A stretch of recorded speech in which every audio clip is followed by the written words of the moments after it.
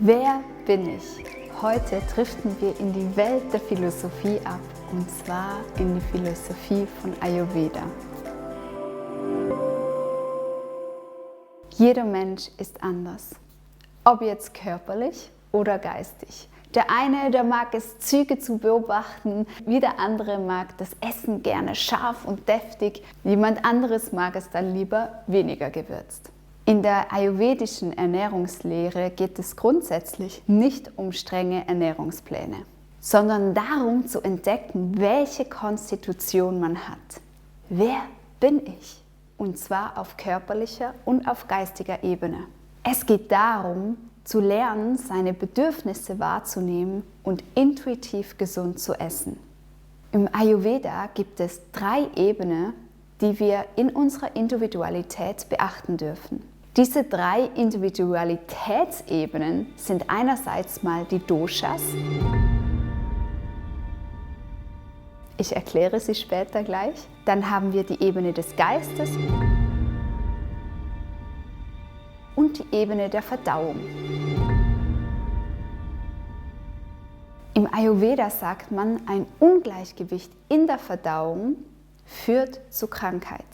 Aber was sind eigentlich die Doshas und was bedeutet Krankheit im Ayurveda? Der Begriff Dosha ist in den Schriften Ayurvedas, das heißt Sanskrit, als das, was Probleme verursachen kann, übersetzt. Und ich finde das so spannend, woraus sich die Doshas zusammensetzen, nämlich aus den 5 Elementen. Wir haben Luft, Raum, Feuer, Wasser und Erde. Und alles, was lebt auf diesem wunderschönen Planeten, hat diese Elemente in Kombination in sich. Mal etwas ausgeprägter, mal etwas weniger ausgeprägt. Die Doshas, die nennen sich Vata, Pitta und Kapha. Und diese Elemente, diese 5, die ich beschrieben habe, die setzen sich ganz individuell zusammen. Bei Vata ist es mehr Luft und Raum. Bei Pitta ist es Wasser und Feuer. Und bei Kapha ist es Wasser und Erde. Und dann unterscheiden wir die Doshas in 2 Funktionen. Und zwar das Funktionelle im Körper und die Doshas, die die Konstitution beschreibt. Also, wer bin ich? Was hat sich in meinem Körper manifestiert? Zuerst zu den funktionellen Doshas. Diese beschreiben die Bioenergien in unserem Körper. Ohne diese Bioenergien wären viele Abläufe in unserem Körper gar nicht möglich. Und was ich so schön finde am Ayurveda ist, dass es so eine bildliche Philosophie ist. Also wir haben zum Beispiel das luftige, räumliche von Vata und das ist für Bewegungsabläufe in unserem Körper verantwortlich. Zum Beispiel Enthusiasmus oder Ein- und Ausatmen. Ja, Vata bewegt den Körper als Ganzes. Ein biochemischer Ablauf sind zum Beispiel auch die Wehen. Oder Vata wird verantwortlich gemacht für die Entlassung von Abfallprodukten, also dem Stuhlgang. Ja, und das feurige Pitta, das steht für Umwandlung.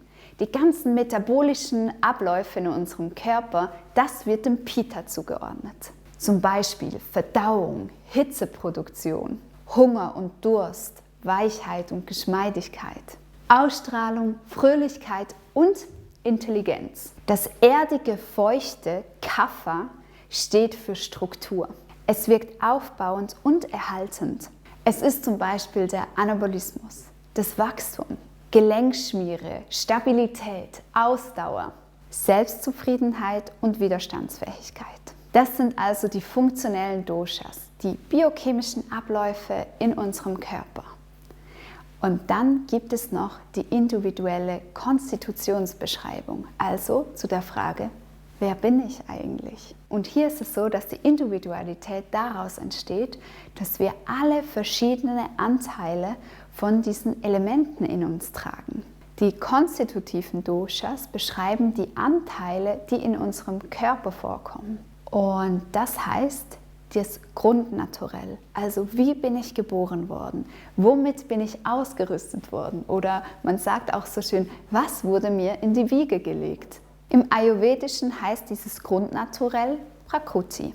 Ja, und viele Menschen haben eine Mischkonstitution. Ich zum Beispiel habe große Anteile von Vata und Pitta in mir. Mein Mann hat einen großen Anteil von Kapha in sich. Und so können sich diese Anteile gemischt haben in dem eigenen Grundnaturell. Es gibt sogar das Tridosha, das ist dann Vata-Pitta-Kapha-Typ. Also ein sehr ausgeglichener Mensch. Und jetzt passiert das Spannende.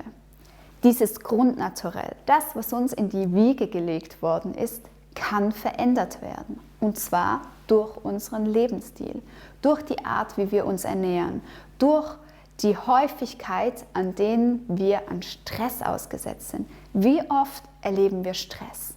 Was passiert mit diesem Grundnaturell, mit diesem von Natur aus gegebenen Gleichgewicht? Es verschiebt sich. Es entsteht ein Ungleichgewicht. Also, wenn sich das heutige Naturell von mir jetzt, von dem Grundnaturell, was mir in die Wiege gelegt worden ist, stark unterscheidet, dann befindet sich mein Körper in einer Schieflage und daraus entsteht Krankheit. Ja, Krankheit wird im Ayurvedischen als Disharmonie bezeichnet, als Disharmonie des inneren Gleichgewichts. Also in dem Moment, wo unser inneres Grundnaturell mit einem krankmachenden Faktor in Berührung kommt, kann diese Schieflage entstehen. Und daraus leiden wir dann unter Krankheiten aus physischer oder psychischer Natur. Und wie sich so eine Krankheit über die Jahre manifestieren kann, habe ich im Video "Wie lange dauert Heilung" aus ayurvedischer Sicht beleuchtet. Jetzt habt ihr mal einen Überblick bekommen, wie sich eine Konstitution, die genetisch, also im Grundnaturell festgelegt wurde, sich im jetzigen Vikruti, heißt das im Ayurvedischen, verändern kann. Also wir haben das Prakruti, das Grundnaturell, und dann durch verschiedene Lebenseinflüsse, wie man das Leben anpackt, wie man mit Stress umgeht, wie man sich ernährt, kann es sich in ein jetziges Naturell, das Vikruti, verändern. Und das, wenn wir die zwei Sachen anschauen, dann können wir sehen, wo haben sich Krankheiten eigentlich manifestiert und was wäre das Natürliche, was wurde einem mitgegeben, wer wäre man, wenn man sich über die Jahre nicht gelernt hat, in die Schieflage anzupassen, um vielleicht im Job zu gefallen, um ja in die Familie reinzupassen, um all diesen Ansprüchen, die man sich selber setzt und die anderen einsetzen, gerecht zu werden. Hier können wir wirklich herausfinden, wer bin ich eigentlich wirklich? Und dann haben wir eine zweite Ebene, die unsere individuelle Konstitution beeinflusst. Und das ist die geistige Ebene. Und ich habe das in dem Video "Die Seele ist mit" beleuchtet. Ihr findet es hier. Und zwar geht es hier um Sattva, Raja und Tamas. Sattwische Merkmale auf geistiger Ebene, das ist Klarheit, Wachheit, Achtsamkeit und Liebe. Rajasische Merkmale auf geistiger Ebene sind Selbstzentriertheit, Ruhelosigkeit, Bewegung und auch Aggressivität. Tamasische Merkmale sind wiederum Trägheit, Lethargie, Stumpfheit, Unwissenheit und Depression. Das Gute ist, dass wir unsere geistige Konstitution beeinflussen können. Und zwar mit bestimmten Reinigungspraktiken, wie zum Beispiel der Selleriesaft, der sehr reinigend wirkt. Oder auch Yoga, Atemübungen und Achtsamkeitsübungen.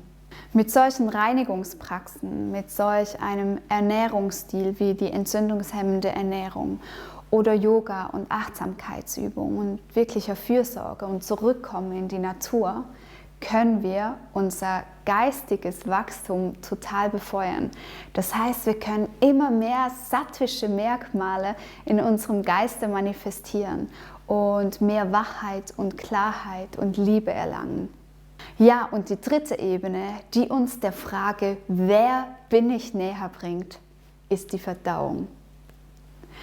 Oft denken wir, wenn wir an Persönlichkeiten denken, vielleicht nicht an unseren Darm oder an unseren Stuhlgang, aber tatsächlich hat der Darm einen immensen Einfluss auf unser Denken und Fühlen. In dem Interview mit Dr. Gregor Hasler, der das Buch die Darm-Hirn-Connection geschrieben hat, zeigt er aus wissenschaftlicher Sicht, welche Verbindungen da alle aktiv jeden Tag tätig sind zwischen Darm und unserem Gehirn. Ich empfehle euch das Buch von Herzen weiter, es ist mega spannend. Und auch im Ayurveda wird also unserer Verdauung so einen immensen Wert zugerechnet. Wenn wir unsere Verdauung beobachten, sagt das so viel über unsere Konstitution aus. Ein Pitta-Typ, also dieser feurige Typ, neigt, wenn er aus dem Ungleichgewicht ist, schnell zu Durchfall. Ein Vata-Typ, der viel Raum und Luft in sich trägt, neigt in seinem Ungleichgewicht zu Verstopfung oder Blähung.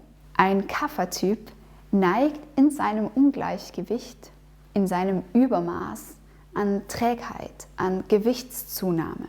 Je besser wir wissen, welche 5 Elemente, also von Luft, Raum, Feuer, Wasser und Erde, in unserem Körper verankert sind, desto schneller werden wir Symptome verstehen wissen.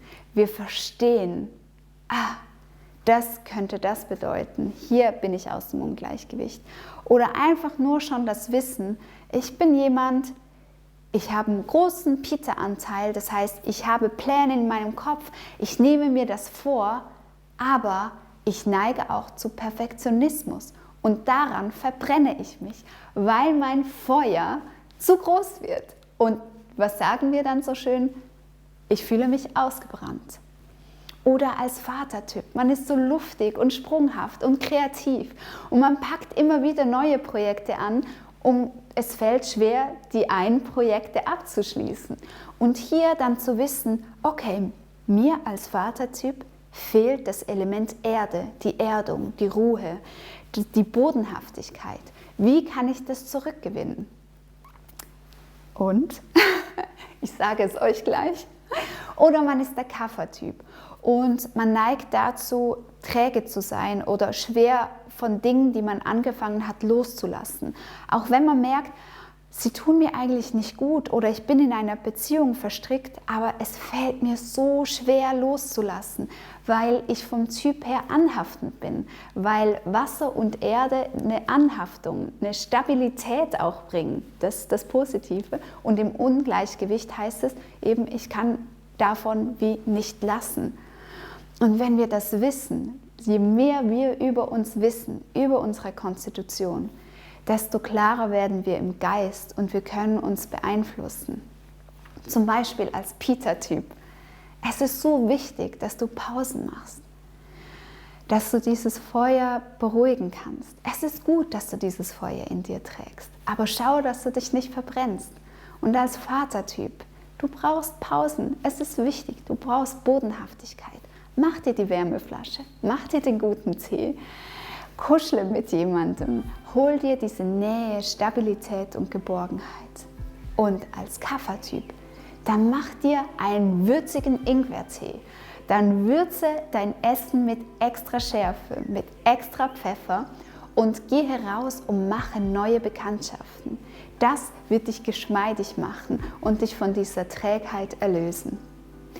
Ihr seht, es gibt so viele praktische Beispiele, wo diese 5 Elemente, ja, ich weiß, ich bin mega begeistert, wo diese 5 Elemente der Erde verankert sind. Und ich glaube, wenn du und ich, wenn wir mehr verstehen, wer wir sind und wenn wir ein Ja für uns finden, ein Ja, ich bin das, ich darf lustig sein oder Ja, ich bin ein Perfektionist oder Ja, ich neige zur Trägheit. Wenn wir da ein Ja dazu finden, dann finden wir auch ein Ja zu diesen Elementen, die uns wieder zurück in ein Gleichgewicht bringen, die uns beleben oder die uns runterholen oder die uns besänftigen. Das ist das, was mich an der ayurvedischen Philosophie begeistert, den Mensch in seiner Individualität zu betrachten und Lösungsvorschläge dazu haben. Ich glaube, wenn wir wissen, wer wir sind, dass wir so viel in unserem Leben rocken können, dass die Träume, die fest in uns verankert sind, dass wir die auch ausleben werden können. Ich wünsche dir, dass du immer mehr entdecken darfst, wer du bist, was in dich hineingelegt wurde, dass du damit arbeiten kannst und in diesem Arbeiten, in diesem Prozess ob jetzt auf konstitutioneller Ebene oder geistiger, du wachsen kannst und in diesem Wachstum deine Träume lebst. Alles Liebe. Ciao.